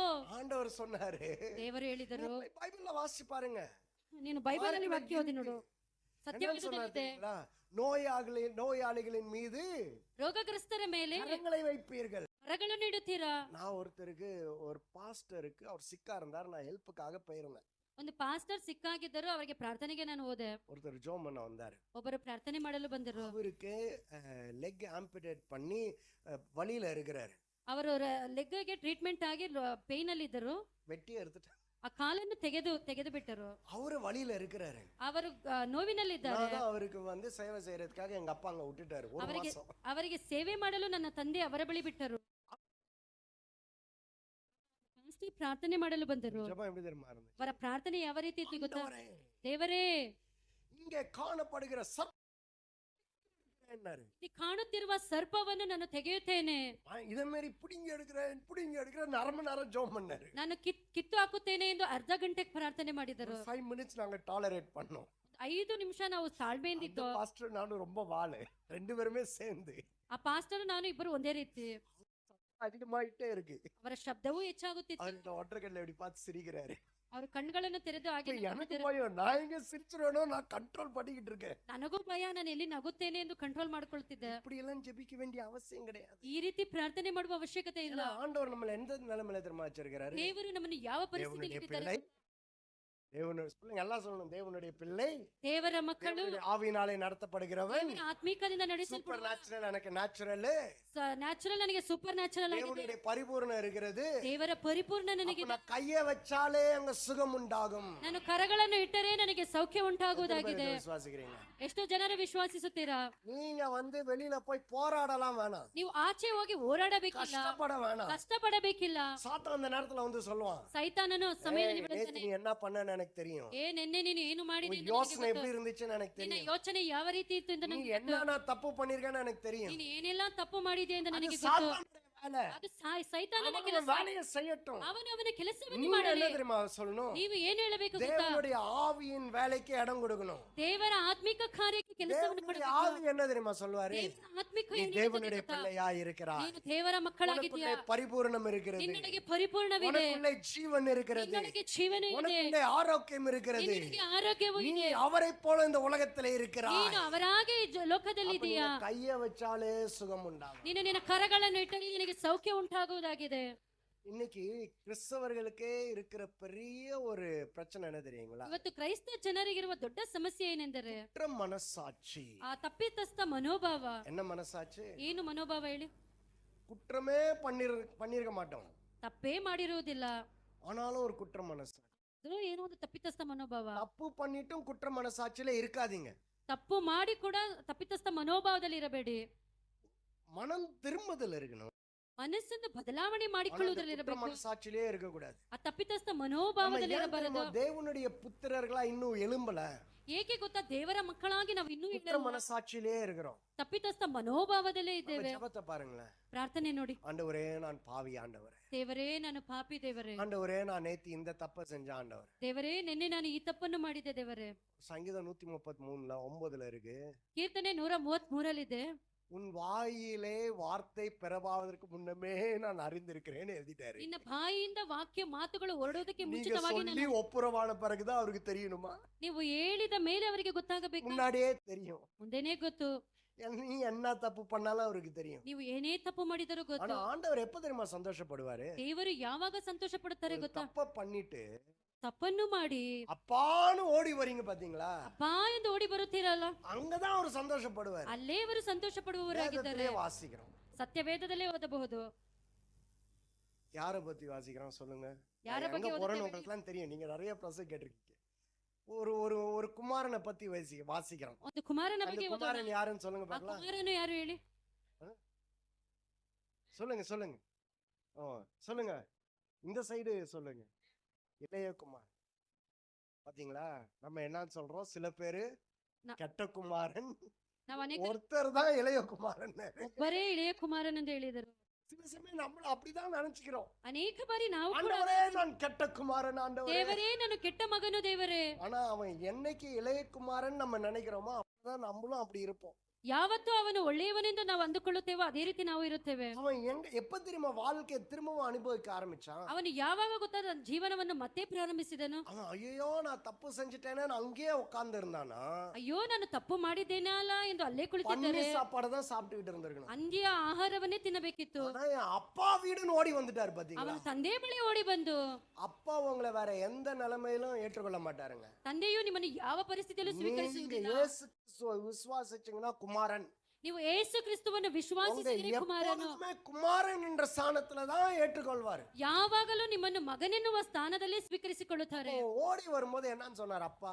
ಓಡಿ ಬರುವಾಗ ತಂದೆ ಏನು ಹೇಳಿದರು? ஏய் நீ கெட்டவன்டா அப்படின்னு சொன்னாரா? ನೀನು ಕೆಟ್ಟವನು ಎಂದು ಹೇಳಿದರ? அவன் வாயில சொல் பெறவா இருக்கும் அவரு யோசிக்கிறாரு. ಅವರು ಅನೇಕ ವಿಧವಾಗಿ ಯೋಚನೆ ಮಾಡಿದರು. நான் போய் ஒப்புரவாவேன், ನಾನು ಹೋಗಿ ಅವರ ಬಳಿ என் அப்பா ಮಾತನಾಡುತ್ತೇನೆ, கிட்ட ஒரு டிராமா போடுவேன், ನಾನು ತಂದೆ ಬಳಿ ಒಂದು ನಾಟಕವನ್ನು ಆಡುತ್ತೇನೆ, என்னை வேலைக்காரனா ஏற்றுக்கொள்ளணும். ನನ್ನನ್ನು ಕೆಲಸಗಾರರಾಗಿ ಸ್ವೀಕರಿಸಿಕೊಳ್ಳಿ. சில சமயம் நம்ம ஜபமும் அப்படிதான் இருக்கு. ಅನೇಕ ಬಾರಿ ನಮ್ಮ ಪ್ರಾರ್ಥನೆ ಕೂಡ ಅದೇ ರೀತಿ ಇದೆ. ஆண்டவரே நாங்கள் புழு, ஆண்டவரே ದೇವರೇ ನಾವು ಉಳುವ ದೇವರೇ, ஆண்டவரே நாங்கள் ஒன்றுக்கும் உதவாதவர்கள், ஆண்டவரே ದೇವರೇ ನಾವು ಯಾವುದಕ್ಕೂ ಪ್ರಯೋಜನವಿಲ್ಲದವರು ದೇವರೇ, பண்ணி கூட்டம், ஆண்டவரே. ದೇವರೇ ನಾವು ಹಂದಿಗಳ ಗುಂಪು ದೇವರೇ. அப்படி ஜெபம் பண்ணாரு, அதனால தான் சொல்றேன். ಒಬ್ಬರು ಈ ರೀತಿಯ ಪ್ರಾರ್ಥನೆ ஆண்டவரே, ಮಾಡಿದರು. நாங்கள் பண்ணி கூட்டம். ದೇವರೇ ನಾನು ಹಂದಿಯ ಗುಂಪಾಗಿದ್ದೇನೆ. ஆண்டவரோட பாவத்தெல்லாம் கழுவி ದೇವರು ಪಾಪವನ್ನು உங்களை ತೊಳೆದು சுத்தம் பண்ணி ನಿಮ್ಮನ್ನು ಶುದ್ಧ ಮಾಡಿ அவருடைய குமாரனை போல ಅವರ ಕುಮಾರನಾಗಿ தேவனுடைய சாயலில உங்களை வச்சா, ದೇವರ ರೂಪದಲ್ಲಿ ನಿಮ್ಮನ್ನು நீங்க ಇಟ್ಟರೆ, வந்து நான் பண்ணி, ನೀವು ಬಂದು ನಾನು நான் ಹಂದಿ, புழு, ನಾನು ಹುಳ, நான் பாவி, ನಾನು ಪಾಪಿ, நான் ஒன்றுக்கும் ನಾನು உதவாதவன், ಏನಕ್ಕೂ ಪ್ರಯೋಜನ நான் ಇಲ್ಲದವನು, களிமண். ನಾನು ಬರೀ ಮಣ್ಣು. ஆண்டவர் கோவம் வருமா வராதா? ದೇವರಿಗೆ ಕೋಪ ಬರುತ್ತದೆ ಬರುವುದಿಲ್ಲ. ஆனா அதே நேரத்துல ಅದೇ ಸಮಯದಲ್ಲಿ எழுந்து ಎದ್ದು செல்வம் வாருங்கள் அப்பா வீட்டிற்கு, அப்படி போனா அவர் அப்படியே ಖುಷಿ ஆயிடுவாரு. ಎದ್ದು ಉತ್ಸಾಹದಿಂದ ತಂದೆಯ ಮನೆಗೆ ಬರುವಾಗ ಅವರು வேலைக்காரனை ಖುಷಿಯಾಗುತ್ತಾರೆ. கூப்பிட்டு சொல்லுவாரு, ಕೆಲಸಗಾರರನ್ನು ಕರೆದು ಹೇಳುತ್ತಾರೆ, ஏய் பெரிய விருந்து அரேஞ்ச் பண்ணுங்கடான்னு. ದೊಡ್ಡ ಔತಣವನ್ನು ತಯಾರು ಮಾಡು. நம்மளுக்கு என்ன தெரியுமா சொல்வாரு? ನಮಗೇನು ಹೇಳುತ್ತಾರೆ தேவ ಗೊತ್ತಾ? தூதர்களை பார்த்து சொல்வாரு, ದೇವ ದೂತರುಗಳನ್ನು ನೋಡಿ அவன் ஜெபம் பண்ண போறான், ಅವನ ಪ್ರಾರ್ಥನೆ முன்னாடியே ಮಾಡುತ್ತಿದ್ದಾನೆ. போயிடுங்க. ಮುಂದೆನೆ ಹೋಗಿ அங்க ஊழியம் பண்ண போறான், ಅವನ ಸೇವೆಗೆ தேவ ಹೋಗುತ್ತಿದ್ದಾನೆ. தூதர்களே முன்னாடியே போங்க. ದೇವ ದೂತರುಗಳೇ ಮುಂದೆ ಹೋಗಿ பிள்ளை என்ற ஸ்தானத்துல போறான், ಅವನಿಗೆ ಮಗನೆನ್ನುವ ಸ್ಥಾನದಲ್ಲಿ முன்னாடியே ಹೋಗುತ್ತಿದ್ದಾನೆ. போய் அங்க எல்லாம் சரி செய்ய வேண்டியதெல்லாம் சரி ಮುಂದೆ செய்யுங்க. ಹೋಗಿ ಸರಿ ಮಾಡಬೇಕಿದ್ದನ್ನೆಲ್ಲ ಮಾಡಿ. ஏன்னா நம்மளுக்கு தேவ தூதர்களின் ஊழியம் இருக்கு. ನಮಗೆ ದೇವ ದೂತರುಗಳ அங்க ಸೇವೆ ಇದೆ. அப்பா வந்து வேலைக்காரன் அனுப்பிச்சாரு. ತಂದೆ ಬಂದು ಸೇವಕರನ್ನು இன்னைக்கு ಕಳಿಸಿದರು. உங்களுக்கும் எனக்கும் வேலைக்காரர் யாரு தெரியுமா? ನಿಮಗೂ ನಮಗೂ ಕೆಲಸಗಾರರು ಯಾರು யாரு ಗೊತ್ತಾ? வேலைக்காரர்கள்? ಯಾರು ಹೇಳಿ? தேவனுடைய தூதர்கள் வேலைக்காரர்களா இருக்கிறாங்க. ದೇವರ ದೂತರುಗಳು ಕೆಲಸಗಾರರಾಗಿದ್ದಾರೆ. ஆமென்.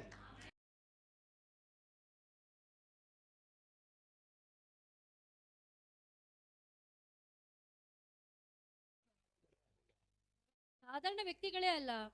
நீங்களா இந்த உலகத்துல ಈ ಲೋಕದಲ್ಲಿ தேவர்களாய் இருக்கிறீர்கள். ದೇವರುಗಳಾಗಿದ್ದೀರಾ. உங்களை பார்க்கும் போதே என்ன தெரியுமா சொல்லுவாங்க? ನಿಮ್ಮನ್ನು ನೋಡುವಾಗಲೇ ಏನ್ ಹೇಳುತ್ತಾರೆ உங்களை ಗೊತ್ತಾ? எங்கேயோ பார்த்திருக்கேன். எத்தனை பேர் அதை சொல்லியிருக்காங்க? ನಿಮ್ಮನ್ನು ಎಲ್ಲೋ ನೋಡಿದ್ದೇನಲ್ಲ ಅಂತ ಎಷ್ಟು ಜನ உங்களை எங்கேயோ பார்த்திருக்கேன்றாங்க. ನಿಮ್ಮನ್ನು ಎಲ್ಲೋ ನೋಡಿದ್ದೇನಲ್ಲ சொல்லியிருக்காங்களா? ಹೇಳಿದ್ದಾರಾ? ஏன் தெரியுமா சொல்றாங்க? ಏಕೆ ಹೇಳುತ್ತಾರೆ ಗೊತ್ತಾ? இந்த உலகம் யாரை தெரியுமா தேடிக்கிட்டு இருக்கு? ಈ ಲೋಕವು ಯಾರನ್ನು ಹುಡುಕುತ್ತಿದೆ தேவனை ಗೊತ್ತಾ? தேடிக்கிட்டு இருக்கு. ದೇವರನ್ನು ಹುಡುಕುತ್ತಿದೆ. தேவனை சந்திச்சிடுவோமான்னு தேடிக்கிட்டு இருக்கு. ದೇವರನ್ನು ಸಂಧಿಸುತ್ತೇವಾ ಎಂದು ನೋಡುತ್ತಿದೆ. உங்களை பார்க்கும்போது ನಿಮ್ಮನ್ನು ನೋಡುವಾಗ தேவனுடைய சாயல் அங்க தெளிப்படுது. ದೇವರ ರೂಪವು ಕಾಣಬೇಕು. அதனாலதான் சொல்றாங்க, ಅದಕ್ಕೆ ಹೇಳುತ್ತಾರೆ, I have seen you somewhere. ನಾನು ನಿನ್ನನ್ನು ಎಲ್ಲೋ You look ನೋಡಿದ್ದೇನಲ್ಲ. very familiar to me. ನೀನು ನನಗೆ ಪರಿಚಯವುಳ್ಳ ವ್ಯಕ್ತಿ இல்ல, ರೀತಿ நான் ಇದೆಯಲ್ಲ. familiar கிடையாது. ನಾನು ಪರಿಚಯ அவன் ವ್ಯಕ್ತಿಯಲ್ಲ. தேடுற தேவன் எனக்குள்ள இருக்கிறதுனால ಅವರು I'm ಹುಡುಕುವ familiar to ದೇವರು him. ನನ್ನೊಳಗಿರುವವರಾಗಿದ್ದಾರೆ. Amen. தேவனுடைய புத்திரர்கள் வெளிப்படும்படியாக ದೇವರ ಮಕ್ಕಳು ಪ್ರಕಟಣೆ ಆಗುವ ರೀತಿ இந்த சிருஷ்டிகள் ಈ ಸೃಷ್ಟಿಗಳು ஆவலோடு எதிர்பார்த்து காத்து கொண்டு இருக்கிறதா? ತುಂಬಾ ದಾಹದೊಟ್ಟಿಂದ ಕಾಯ್ದಿದ್ದಾರೆ. யாருக்காக காத்து கொண்டு இருக்கிறது? ಯಾರಿಗೋಸ್ಕರ ಕಾಯ್ದಿದ್ದಾರೆ? உங்களுக்கும் எனக்கும் தான். ನಿಮಗೂ ನಮಗೋಸ್ಕರ தேவனுடைய புத்திரன் என்ற அறிவுல நாம் வளர்ந்து செயல்படுவதற்காய் இந்த உலகம் காத்து கொண்டிருக்கிறது. ದೇವರ ಮಕ್ಕಳಾಗಿ ಅರಿತು ನಾವು ಕ್ರಿಯೆ ಮಾಡಲು ಈ ಲೋಕವು ನಮಗೋಸ್ಕರ ಕಾಯ್ದಿದೆ. This world is tired ಈ ಲೋಕವು ಆಯಾಸವಾಗಿದೆ looking. ನೋಡಲು. எதை தெரியுமா தேடிக்கிட்டு இருக்கு? ಏನನ್ನು ಹುಡುಕುತ್ತಿದೆ ಗೊತ್ತಾ? என்னை ஆளுகை செய்ய தேவனுடைய ಮಾಡಲು ದೇವರ ರೂಪದಲ್ಲಿ ಒಬ್ಬರು ಹೇಳುವುದಿಲ್ಲವಾ ಎಂದು எல்லாருக்கும் சொல்றேன். ಎಲ್ಲರಿಗೂ ಹೇಳುತ್ತಿದ್ದೇನೆ. சர்ச்சில் பாஸ்டரா இருக்கிறாங்க. ಈ ಸಭೆಯಲ್ಲಿ ಪಾಸ್ಟರ್ ಆಗಿದ್ದಾರೆ. நீங்க வேலை செய்யற இடத்துல எல்லாம் அவர் வர முடியாது. ಕೆಲಸ ಮಾಡುವ ಸ್ಥಳದಲ್ಲಿ ಅವರು ಬರಲು ಸಾಧ್ಯವಿಲ್ಲ. ಬರಲು ಸಾಧ್ಯನಾ? அவர் எப்படி அப்ப வேற என்ன பார்க்கிறது? அந்த இடத்துல எல்லாம் நீங்க பாஸ்டரா இருக்கிறீங்க. ಆ ಸ್ಥಳಗಳಲ್ಲಿ ನೀವು ಸೇವಕರಾಗಿರಬೇಕು. வேலை ಸ್ಥಳத்துல நீங்க தாங்க ஊழியக்காரர். ನೀವು ಕೆಲಸ ಮಾಡುವ ಸ್ಥಳದಲ್ಲಿ ನೀವೇ வேலை ಸ್ಥಳத்துல நீங்க தான் தீர்க்கதரிசி. ನೀವು ಕೆಲಸ ಮಾಡುವ ಸ್ಥಳದಲ್ಲಿ ನೀವೇ வேலை ಸ್ಥಳத்துல நீங்க தான் பாஸ்டர். ನೀವು ಕೆಲಸ ಮಾಡುವ ಸ್ಥಳದಲ್ಲಿ ನೀವೇ ಪಾಸ್ಟರ್. நீங்க அப்படி பாஸ்டரா இருந்து ನೀವು ಪಾಸ್ಟರ್ ಆಗಿದ್ದು அப்புறம் உங்ககிட்ட வந்து கேட்பாங்க, ಆಗ ನಿಮ್ಮ ಬಳಿ ಕೇಳುತ್ತಾರೆ, எங்கயா இதெல்லாம் கத்துக்கிட்டீங்க? ಎಲ್ಲಿ ಇದೆಲ್ಲವನ್ನು போங்க ಕಲಿತೆ? போங்க, இங்க ஒரு சபை இருக்கு, ಹೋಗಿ ಹೋಗಿ ಇಲ್ಲೊಂದು ಸಭೆ ಇದೆ, பாஸ்டர் சூப்பரா சொல்லி கொடுப்பாரு. ಅಲ್ಲಿ ಪಾಸ್ಟರ್ ಚೆನ್ನಾಗಿ ಹೇಳಿಕೊಡುತ್ತಾರೆ. அங்க போய் நான் மாறிட்டேன். ಅಲ್ಲಿ ಹೋಗಿ ನಾನು ಬದಲಾವಣೆ ಆಗಿದ್ದೇನೆ. யோசிச்சு பாருங்க, இந்த சபை எத்தனை நாள்ல வளரும்? ನೀವು ಯೋಚನೆ ಮಾಡಿ, ಈ ಸಭೆ ಎಷ್ಟು ದಿನದಲ್ಲಿ ಬೆಳೆಯುತ್ತದೆ? இதெல்லாம் வேணாம், இதான் ஸ்ட்ராட்டஜி. ಇದಕ್ಕೆ ಲೆಕ್ಕವೆಲ್ಲ ಬೇಡ, ಇದೇ ಸ್ಟ್ರಾಟಜಿ ಆಗಿದೆ. புத்திரன் என்ற அறிவுல நீங்க வளர்ந்துட்டீங்கன்னா அவ்வளவுதான் முடிஞ்சிச்சு. ನೀವು ದೇವ ಮಕ್ಕಳಾಗಿ ಅರಿವಲ್ಲಿ ನೀವು ಬೆಳೆಯುವುದಾದರೆ ಅಷ್ಟೇ. ஏசாயாவுல நம்ம ஒரு தீர்க்க தரிசனம் வாசிக்கிறோம். ಒಂದು ಪ್ರವಾದನೆಯನ್ನು ನಾವು ಓದುತ್ತೇವೆ. கடைசி நாட்களிலே ಕೊನೆಯ ದಿನಗಳಲ್ಲಿ என்ன பண்ணுவாங்களாம்? ಏನು ಮಾಡುತ್ತಾರೆ? உங்களுடைய வஸ்திர ஓரத்தை பிடித்துக்கொண்டு ನಿಮ್ಮ ವಸ್ತ್ರದ ಕೊನೆಯ தேவனுடைய ಭಾಗವನ್ನು ஆலயத்திற்கு போவோம் என்று உங்க கூட வருவாங்களாம். ದೇವರ ಆಲಯಕ್ಕೆ ಹೋಗಬೇಕೆಂದು தீர்க்க ನಿಮ್ಮೊಟ್ಟಿಗೆ தரிசனம் ಬರ್ತಿದ್ದಾರೆ. அப்படிதாங்க இருக்கு. ಪ್ರವಾದನೆ ಅದೇ ರೀತಿ ಇದೆ. உங்களை பின்தொடர்ந்து இங்க வரணுங்க. ನಿಮ್ಮನ್ನು ಹಿಂಬಾಲಿಸಿ ಅವರು ಬರಬೇಕು. ஆமென். ಆಮೆನ್. எத்தனை பேர் இதை விசுவாசி? ಎಷ್ಟು ಜನರು ವಿಶ್ವಾಸಿಸುತ್ತೀರಾ? பாஸ்டருடைய வேலை உங்களை போஷிக்க வேண்டிய வேலை. ಪಾಸ್ಟರ ಕೆಲಸ ನಿಮ್ಮನ್ನು ಪೋಷಿಸುವುದು. உங்க வேலை என்ன தெரியுமா? ನಿಮ್ಮ ಕೆಲಸವೇನು ಗೊತ್ತಾ? உலகத்தை போய் கலக்கிற வேலை உங்க வேலை. ಲೋಕವನ್ನು ಹೋಗಿ ಒಂದು ಒಂದು ಮಾತಿನಲ್ಲಿ ಮಾತನಾಡುವುದು அவரு ನಿಮ್ಮ இங்க ಕೆಲಸ. உங்களை கலக்குன்னு கலக்குவாரு. ಅವರು ನಿಮ್ಮಲ್ಲಿ ಇಲ್ಲಿ ನಿಮ್ಮನ್ನು ನಡೆಸುತ್ತಿದ್ದಾರೆ. உங்களை உயிர்ப்பிப்பாரு. ನಿಮ್ಮನ್ನು ಜೀವಂತವಾಗಿ ಎಬ್ಬಿಸುತ್ತಾರೆ. போதனையை கொடுப்பாரு. ನಿಮಗೆ ಬೋಧನೆಯನ್ನು ಕೊಡುತ್ತಾರೆ. நீங்க பலப்பட்டு, ನೀವು ಬಲ ಹೊಂದಿ, நீங்கள் சிறப்பட்டு, ನೀವು ಅದನ್ನು ಕ್ರಿಯೆ ಮಾಡಿ, நீங்கள் எழுந்து, ನೀವು ಎದ್ದು நீங்க இந்த உலகத்துக்கு போங்க. ನೀವು ಈ ಲೋಕಕ್ಕೆ ಹೋಗಿ. இந்த சபை இடம் பத்தாது. ಸಭೆಯಲ್ಲಿ ಸ್ಥಳವೂ ಸಾಲದು. இந்த இடம்லாம் பத்தாது உங்களுக்கு. ಸ್ಥಳವೂ ಸಾಲದು. இது ஆபீஸ் ரூம் கூட பத்தாதுங்க. ಇದು ಆಫೀಸ್ ರೂಮ್ಗೆ ಕೂಡ ಸಾಲುವುದಿಲ್ಲ. ஏன்னா பெரிய பெரிய சபை ஆனா ஆபீஸ் போடணும்.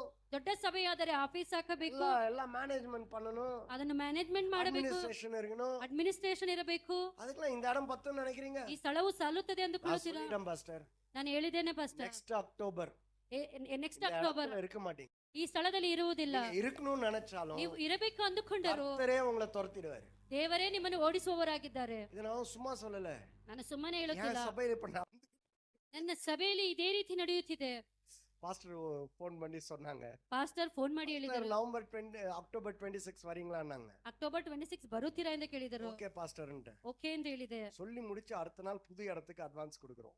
ಹೇಳಿ ನಾನು ನೆಕ್ಸ್ಟ್ ದಿವಸ ಹೊಸ ಸ್ಥಳಕ್ಕೆ அன்னையில இருந்து இன்னைக்கு வரைக்கும் பாஸ்டர் ಅವತ್ತಿನಿಂದ ಇವತ್ತಿನವರೆಗೂ ஒண்ணுமே பண்ணுவோம். காலையில எழுந்துச்சு அங்க போய் பில்டிங்ல உட்கார்ந்துருக்கேன், நைட் 8 மணிக்கு வரேன், இன்னும் வேலை நடந்துகிட்டு இருக்கு. ಬೆಳಗ್ಗೆ ಎದ್ದು ಬಿಲ್ಡಿಂಗ್ ಅಲ್ಲಿ ಕುಳಿತುಕೊಳ್ಳುತ್ತೇನೆ, ಇನ್ನ ಕೆಲಸ ನಡೆಯುತ್ತಿದೆ. ஆரம்பிக்கும் பொழுது பாஸ்டர் ಅದನ್ನು ಪ್ರಾರಂಭ ಮಾಡುವಾಗ 6 லட்சம் டெபாசிட் கேட்டாங்க. 6 ಲಕ್ಷ ಕೇಳಿದರು. கையில 1 ரூபாய் கிடையாது. ಕೈಯಲ್ಲಿ 1 ರೂಪಾಯಿ ஓகே ಇಲ್ಲ. சொல்லிட்டேன். ಓಕೆ ಹೇಳಿದೆ. ஓகே சொல்லி டோக்கனா 1 லாக் கொடுப்பீங்களான்ற ಟೋಕನ್ ಆಗಿ 1 ಲಕ್ಷ ಕೊಡುತ್ತೀರಾ ಎಂದು ಕೇಳಿದರು. தைரியமா ஓகே சொல்லிட்டேன். ಧೈರ್ಯವಾಗಿ ಓಕೆ ಹೇಳಿದೆ. மொத்தம் 1 லட்சம் டெபாசிட்டும் கொடுத்தாச்சு. 6 ಲಕ್ಷ ಡೆಪಾಸಿಟ್ ಆಗಿ ಕೊಟ್ಟು ಮುಗಿಸಿದ್ದೇನೆ. அடுத்த வாரம் உள்ள போறோம். ನೆಕ್ಸ್ಟ್ ವೀಕ್ ಒಳಗೆ ಹೋಗುತ್ತಿದ್ದೇವೆ. ಸಹೋದರರು ಬಂದಿದ್ದರು. இவ்வளவு வேலை நடக்கும்போது ஏன்னா இதை ஒத்துக்கிட்டீங்க அப்படின்னு ಈ ರೀತಿ ನಡೆಯುವಾಗ ಯಾಕೆ ಒಪ್ಪಿಕೊಂಡಿರಿ ಎಂದು. நான் சொன்ன ஒத்துக்கிட்ட பிறகுதான் இடமே வந்துச்சு. நான் ನಾನು என்ன ಒಪ್ಪಿಕೊಂಡ பாப்பேன்? ನಂತರವೇ ನನಗೆ ಸ್ಥಳ ಬಂದಿದೆ, ನಾನೇನು ಮಾಡಲಿ ಎಂದು. அப்ப அதே ஆசீர்வாதத்தை உங்களுக்கு சொல்றேன் பாஸ்டர். ಅದೇ ಆಶೀರ್ವಾದವನ್ನು ನಿಮಗೂ ಹೇಳುತ್ತಿದ್ದೇನೆ. நீங்க யோசிக்காதீங்க, ಯೋಚನೆ ಮಾಡಬೇಡಿ, திட்டம் பண்ணாதீங்க. ಆ ತೀರ್ಮಾನ ತೆಗೆದುಕೊಳ್ಳಬೇಡಿ. ஓனரே துரத்துவாரு. ನಿಮ್ಮನ್ನು ಓನರೇ ಇಲ್ಲಿಂದ ಓಡಿಸುವವರಾಗಿದ್ದಾರೆ. பயமா இருக்கு. ஆனா துரத்துறது நல்லது. ನಿಮ್ಮನ್ನು ಓಡಿಸುವುದು ಒಳ್ಳೆಯದು. அவரு நீங்க போங்கன்னு துரத்த மாட்டாரு, பெரிய இடத்தை பார்த்து அவரே கொடுப்பாரு உங்களுக்கு. ದೊಡ್ಡ ಸ್ಥಳವನ್ನು ನೋಡಿ ಅವರೇ ನಿಮಗೆ சார் இந்த ಕೊಡುವವರಾಗಿದ್ದಾರೆ. இடம் உங்களுக்கு பத்தல சார், பெரிய இடம், என் ஃப்ரெண்டு நீங்க அங்க போயிடுங்கன்னு அவரே சொல்வாரு. ಈ ಸ್ಥಳ ನಿಮಗೆ ಸಾಲುತ್ತಿಲ್ಲ, ದೊಡ್ಡ ಎಡ ನಮ್ಮ நீங்க ಸ್ನೇಹಿತರು. விசுவாசிக்கிறீங்களா? ಎಷ್ಟು ಜನರು ವಿಶ್ವಾಸಿಸುತ್ತೀರಾ? இன்னாகுரல் நான் வரேன் பாஸ்.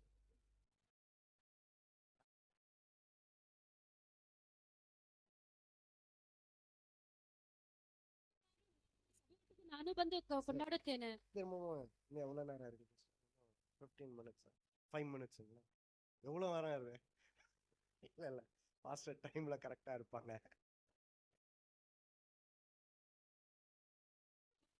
ಮುಗಿಸೋಣ.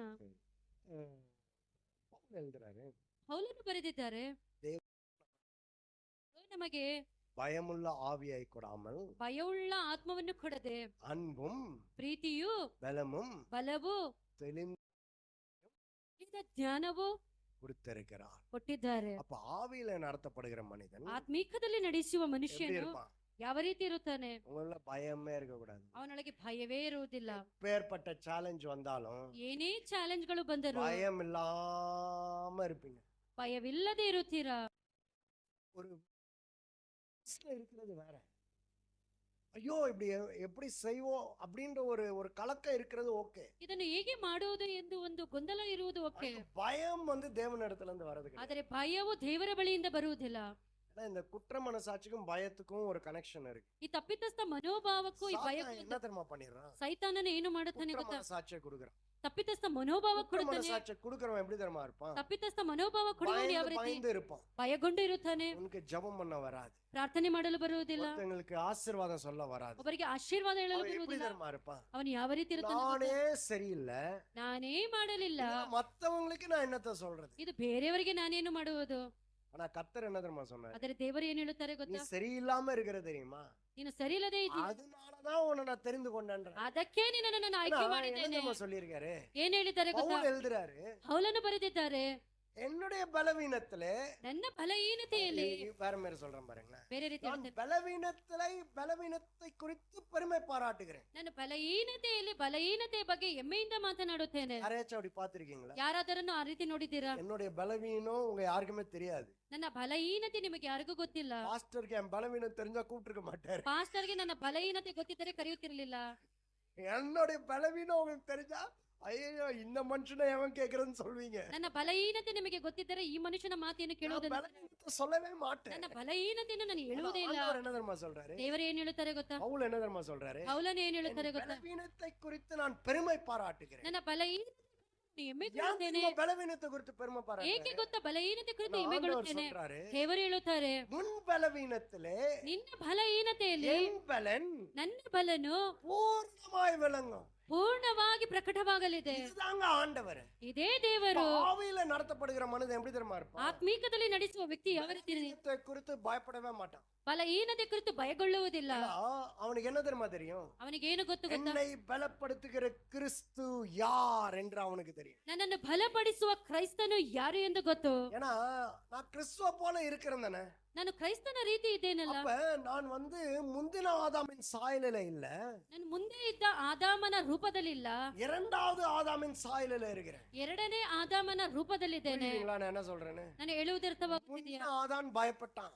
ಮುಂಚೆ ಇದ್ದ ಆದಾಮನು ಭಯಗೊಂಡನು. இரண்டாவது ஆதாம் யாரு? இரண்டாவது ஆதாம் ಎರಡನೇ ಆದಾಮನು ಯಾರು ಹೇಳಿ? யாரு? இரண்டாவது ஆதாம். ಎರಡನೇ ಆದಾಮನು சத்தமா சொல்லுங்க, யார் இரண்டாவது ஆதாம்? ಶಬ್ದವಾಗಿ ಹೇಳಿ. இரண்டாவது ஆதாம் யாரு? ಎರಡನೇ ಆದಾಮನು ಯಾರು? நான் யாரை போல இந்த உலகத்துல ನಾನು இருக்கிறேன்? ಯಾರ ರೀತಿ ಈ ಲೋಕದಲ್ಲಿದ್ದೇನೆ? சொல்லுங்க, யாரை போல இருக்கிறேன்? ಯಾರ ರೀತಿ ಇದ್ದೇನೆ? ஃபர்ஸ்ட் ஆடாமா செகண்ட் ஆடாமா? ಮೊದಲನೇ ಆದಾಮನ, ಎರಡನೇ ಆದಾಮನ? ஆடம். ಎರಡನೇ ಆದಾಮನು. இரண்டாவது ஆதாம். ಎರಡನೇ ಆದಾಮನು. அப்ப ஃபர்ஸ்ட் ஆதாம் பயந்து போய் ஒளிஞ்சான். ಮೊದಲನೇ ಆದಾಮನು ಭಯಗೊಂಡ. இரண்டாவது ஆதாம்க்குள்ள பயமே கிடையாது. ಎರಡನೇ ಆದಾಮನಿಗೆ ಭಯವಿಲ್ಲ. அதனாலதான் பவுல் எழுதுறாரு, ಅದಕ್ಕೆ ಪೌಲನು ಬರೆದನು, தேவனோ எனக்கு ದೇವರೋ ನನಗೆ பயமுள்ள ஆவியை கொடாமல் ಭಯವುಳ್ಳ ಆತ್ಮವನ್ನು ಕೊಡದೆ அன்பும் ಪ್ರೀತಿಯು பலமும் ಬಲವು தெளிந்த புத்தி. ತಿಳಿದ ಜ್ಞಾನವು. அப்ப பயம் என்ன பண்ணும்? ಭಯವು ಏನು ಮಾಡುತ್ತದೆ? மனிதனை கன்ஃபியூஸ் பண்ணி விட்டுரும். ಒಂದು ಮನುಷ್ಯನನ್ನು ಗೊಂದಲಗೊಳಗೆ ಹಾಕುತ್ತದೆ. தேவனுடைய பிள்ளையா இருக்கிறேன், ದೇವರ ಮಕ್ಕಳಾಗಿದ್ದೇನೆ, தேவனுடைய சாயலில் இருக்கிறேன், ದೇವರ ರೂಪದಲ್ಲಿದ್ದೇನೆ, தேவனுடைய ஆவியினாலே நடத்தப்படுகிறேன். ದೇವರ ಆತ್ಮೀಕದಲ್ಲಿ ನಡೆಸುತ್ತೇನೆ. Super natural break, super natural எனக்கு நேச்சுரல், ಸೂಪರ್ ನ್ಯಾಚುರಲ್ ನನಗೆ ನ್ಯಾಚುರಲ್ ಆಗಿದೆ. பரிபூர்ணம் எனக்குள்ளே இருக்கு. ದೇವರ ಪರಿಪೂರ್ಣ ನನ್ನೊಳಗಿದೆ. அப்படின்றவன் எப்படி தெரியுமா இருப்பான்? ಆ ರೀತಿ ಅಂದವನು ಯಾವ ರೀತಿ ಇರುತ್ತಾನೆ ಗೊತ್ತಾ? தேவனுடைய சாயலில் இருக்கிறனா ದೇವರ ರೂಪದಲ್ಲಿ தெளிந்த புத்தியாய் இருப்பான். ತಿಳಿದ ಜ್ಞಾನ அப்ப ಉಳ್ಳವನಾಗಿರುತ್ತಾನೆ. தெளிந்த புத்தினா என்ன தெரியுங்களா? ತಿಳಿದ ಜ್ಞಾನವೆಂದರೆ ಏನು ಹೇಳಿ? கிளியர் மைண்ட்னா என்ன தெரியுங்களா? ಕ್ಲಿಯರ್ ಆಗಿ ಮೈಂಡ್ ಎಂದರೆ ಹೇಳಿ? கர்த்தர் என்ன செய்ய விரும்புகிறார் என்ற அறிவு. ದೇವರು ಏನು ಮಾಡಲಿದ್ದಾರೆ ಎನ್ನುವ ಅರಿವು ಅವನೊಳಗಿರಬೇಕು. அப்போ ஒரு இடத்துக்கு போகும்போது ಒಂದು ಸ್ಥಳಕ್ಕೆ ಹೋಗುವಾಗ முன்னாடியே உங்களுக்கு தெரியும், ನಿಮಗೆ ಗೊತ್ತು, நீங்க போய் ஜெபம் பண்ணணும்ன்ற அவசியமே கிடையாது. ನೀನು ಹೋಗಿ ಪ್ರಾರ್ಥನೆ ಮಾಡುವ You ಅವಶ್ಯಕತೆ ಇಲ್ಲ. just have to show up. ನೀನು ಹೋಗಿ ಮುಂಚೆ ಅಲ್ಲಿ ನಿಲ್ಲಬೇಕು.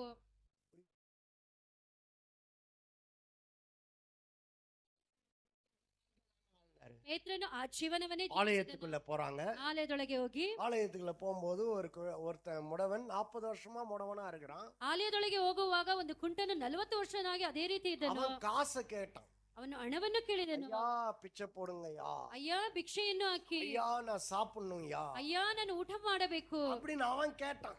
ಆ ರೀತಿ ಅವನು ಕೇಳಿದನು. பேதுரு என்ன தெரியுமா சொல்றாரு? ಪೇತ್ರನು ಏನ್ ಹೇಳಿದನು ಗೊತ್ತಾ? வெள்ளியும் பொண்ணும் என்னிடத்தில் இல்லை, ಬೆಳ್ಳಿಯು ಬಂಗಾರವು ನನ್ನ ಬಳಿ ಇಲ್ಲ. உன்னை சாப்பிடுறது வைக்கிறது மாத்திரம் எனக்கு that is easy.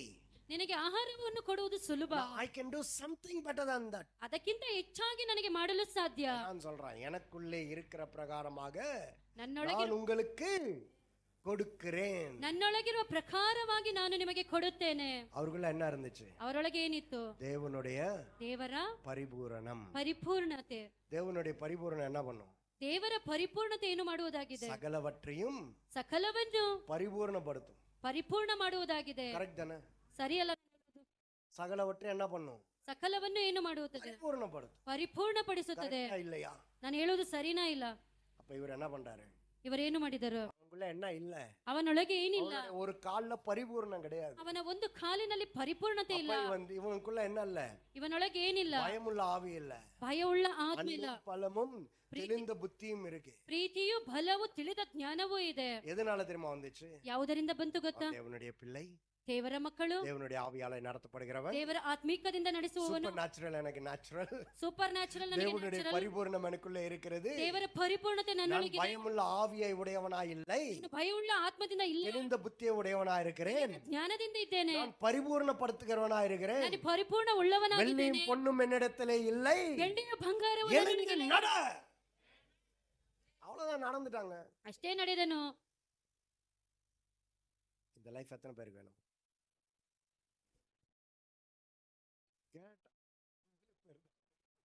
ಇಬ್ಬರೇ ಮಾತ್ರ ಕರವನ್ನೆತ್ತುತ್ತಿದ್ದೀರಾ? எத்தனை பேர் இப்படி வாழ விரும்புறீங்க? ಎಷ್ಟು ಜನರು ಈ ರೀತಿ ಜೀವಿಸಲು ಇಷ್ಟಪಡುತ್ತೀರಾ? No point in living an ordinary life. ಸಾಧಾರಣ ಜೀವನ ಮಾಡುವುದರಲ್ಲಿ ಏನೂ ಪ್ರಯೋಜನವಿಲ್ಲ. வந்தோம், வாழ்ந்தோம், சாப்பிட்டோம், ಒಂದೋ ಜೀವಿಸಿದೋ, ತಿಂದೋ, ಮರಣ ಹೊಂದಿದೋ ಅನ್ನುವುದಲ್ಲ. தாக்கத்தை ஏற்படுத்தணும். ಒಂದು ಒಂದು ஒரு தாக்கத்தை ஏற்படுத்தணும். ಒಂದು ಒಂದು ಉಜ್ಜೀವನವನ್ನು ಇಳಿಸಬೇಕು. ஒரு இம்பாக்ட் ஏற்படுத்தணும். ಒಂದು ಇಂಪ್ಯಾಕ್ಟ್ ಅನ್ನು ಇಳಿಸಬೇಕು. இந்த ஏரியாவுக்கு இம்பாக்ட் நீங்க தான். ಈ ಏರಿಯಾಗೆ ಇಂಪ್ಯಾಕ್ಟ್ ನೀವೇ ಆಗಿದ್ದೀರಾ. சத்தம்லாம் போட வேணாம், ಶಬ್ದವನ್ನು ಹಾಕುವುದು ಬೇಕಿಲ್ಲ, ரொம்ப கலாட்டாலாம் பண்ண வேணாம். ತುಂಬಾ ಗಲಾಟೆ ಬೇಕಿಲ್ಲ. சும்மா அப்படி போனாலே அங்க ನೀವು தாக்கம். ಸುಮ್ಮನೆ ಹೋದರೆ ಆ ಉಜ್ಜೀವನವು ಹೇಳುವುದಾಗಿದೆ. பேதுருவோட இன்னொரு லைஃப் ஸ்டைல சொல்றேன். ಪೇತ್ರನ ಇನ್ನೊಂದು ಜೀವನವನ್ನು ಹೇಳುತ್ತೇನೆ. அவர் ரோட்ல நடந்து போயிட்டு இருக்காரு. ಅವನು ರಸ್ತೆಯಲ್ಲಿ ನಡೆಯುವಾಗ ஜெபம் கூட பண்ணலங்க, ಪ್ರಾರ್ಥನೆ ಕೂಡ ಮಾಡಲಿಲ್ಲ. அவருடைய என்ன பட்டுச்சு? ಅವರಿಗೆ ಏನಾಯಿತು? அவருடைய ಅವರ ஷேடோ, நிழல், ಅವರ ನೆರಳು. ஜோம் பண்ணாரா? ಅವರು ಪ್ರಾರ್ಥನೆ ಮಾಡಿದರ? ஏன்னா அவர் யாருன்னு அவருக்கு தெரியும். ಅವರು ಯಾರು ಎಂದು ಅವರಿಗೆ ಗೊತ್ತು. கர்த்தர் அந்த நிலைமையில தான் உங்களை என்ன வச்சு. ದೇವರು ಅದೇ ಪರಿಸ್ಥಿತಿಯಲ್ಲಿ ನಿಮ್ಮನ್ನು ನನ್ನನ್ನು ಇಟ್ಟುವರಾಗಿದ್ದಾರೆ.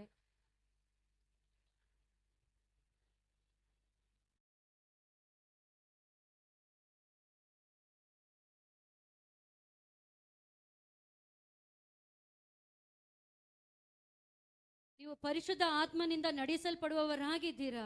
நீங்க ஆவியினால நடத்தப்படணும்னு இனிமேல் ஜெபம் பண்ணாதீங்க. ಪರಿಶುದ್ಧ ಆತ್ಮನಿಂದ ನಡೆಯಬೇಕು ಎಂದು ಪ್ರಾರ್ಥನೆ ಮಾಡಬೇಡಿ. தானா வரும், ತಾನಾಗಿ ಬರುವುದಾಗಿದೆ. தானா வரும். ತಾನಾಗಿ ಬರುವುದಾಗಿದೆ. யோசனை வரும், ಯೋಚನೆ ಬರುವುದಾಗಿದೆ. எண்ணம் வரும், ಒಂದು ಚಿಂತೆಯು ಬರುವುದಾಗಿದೆ. நினைவு வரும். ಆ ರೀತಿಯ ಒಂದು ನೆನಪು ಬರಲಿದೆ. நீங்க செயல்படுவீங்க. ನೀವು ಕ್ರಿಯೆ ಮಾಡುತ್ತೀರಾ. ஆமென். ಆಮೆನ್. இது விசுவாசிக்கிறீங்களா? ಎಷ್ಟು ಜನರು ವಿಶ್ವಾಸಿಸುತ್ತೀರಾ? எத்தனை பேர் இந்த வார்த்தையை ஏற்றுக்கொள்றீங்க? ಎಷ್ಟು ಜನರು ಈ ವಾಕ್ಯವನ್ನು? எல்லாரும் எழுந்து நிற்போம். ಎಲ್ಲರೂ ಎದ್ದು ನಿಂತು